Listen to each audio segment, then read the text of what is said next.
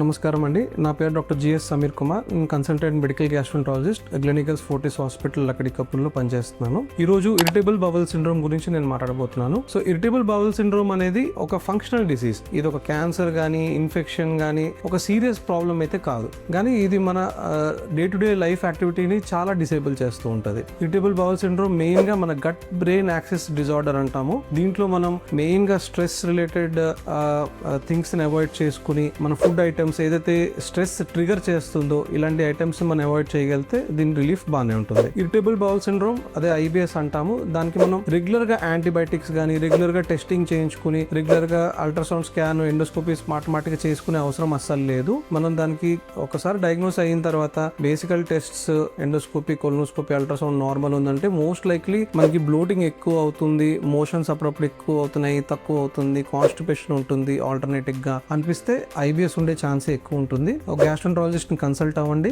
దాంతో పాటు ట్రీట్మెంట్ చాలా సింపుల్ గానే ఉంటుంది. మెయిన్ గా మన లైఫ్ స్టైల్ మోడిఫికేషన్ చేయాల్సి ఉంటుంది. ట్రిగర్స్, ఫుడ్ ట్రిగర్స్, స్ట్రెస్సర్స్ ని మనం అవాయిడ్ చేసుకుంటే చాలా వరకు రిలీఫ్ ఉంటుంది. అపార్ట్ ఫ్రమ్ దాట్ మనం కొన్ని మెడిసిన్స్ గట్ ని బ్రెయిన్ ని శాంతించడానికి ఉంటుంది. దాన్ని మనం ఇచ్చుకుంటే they respond well. Most important reassurance, అంటే మీకు బాగుంటుంది అని చెప్పి మేము కాన్ఫిడెంట్ గా చెప్పగలిగితే డెఫినెట్ గా మీరు బాగా చేస్తారు. సో IBS అనేది భయపడాల్సింది కాదు. You can always consult us and get treatment. Thank you.